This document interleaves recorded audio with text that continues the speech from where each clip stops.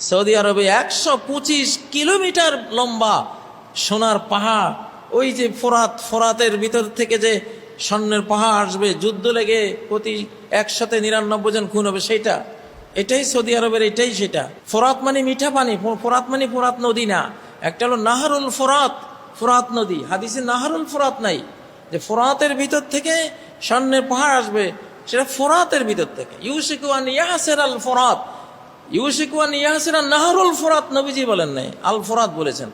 আর ফোরাত মানে মিঠা পানি।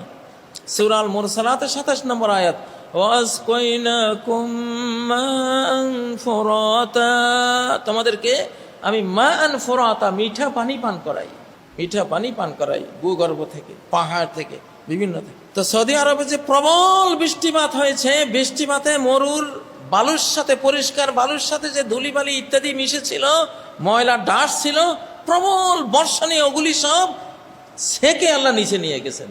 নিচে নিয়ে পলি মাটির একটা আস্তরণ দিয়েছেন, যাতে নদী হতে পারে। কিয়ামতের আগে আরো ভূখণ্ডে নদী হবে, নদীর জন্য তো নিচে একটা পলি লাগবে, পানির ধারণ ক্ষমতা সম্পন্ন পলির আস্তরণ লাগবে। সে আস্তরণ তৈরি করতে গেলে চিকচিক করা বালুর মধ্যে যে ডাস্ট লেগে আছে, প্রবল বর্ষণে আল্লাহ সেগুলোকে নিচে নিয়ে গেছেন। নিচে নেওয়ার কারণে স্বর্ণের খনি বেরিয়ে আসছে 125 কিলোমিটার ব্যাপী।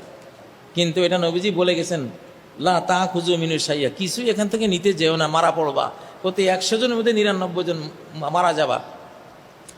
সৌদি আরব থেকে বলা হচ্ছে যে এটা গ্লোবাল গোল্ড বেল্টে পরিণত হবে, বিশ্ব স্বর্ণপট্টি। তো বিশ্ব স্বর্ণপট্টিতে আমেরিকা আসবে, রাশিয়া আসবে, চীন যাবে, ইউরোপ আসবে, মানে কি সবাই তো বন্দুক লইয়ে আসবে। শুরু হলো কিয়ামত। আমাদের মুসলিম উম্মার পৃথিবী থেকে চলে যাওয়ার সময় একেবারে মাথার উপরে। এইটা হয়ে গেল একটা কিয়ামতের বিশাল আলামত হয়ে গেল। প্রিয় বন্ধুরা, তো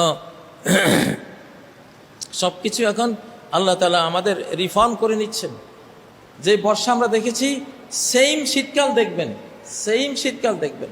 সারা বাংলাদেশে আমি খোঁজ নিয়েছি, ছোট ছোট মাছ আবার শুরু হয়েছে।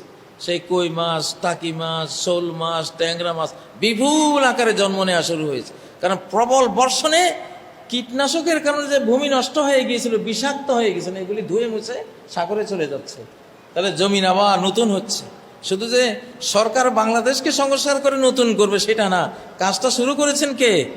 আল্লাহ নিজে। মাটি সংস্কার হচ্ছে, আমাদের ফল ফসল সংস্কার হচ্ছে, আমাদের পানি সম্পদ সংস্কার হচ্ছে, আমাদের বর্ষাকাল সংস্কার হয়ে গেছে, আমাদের শীতকালও এখন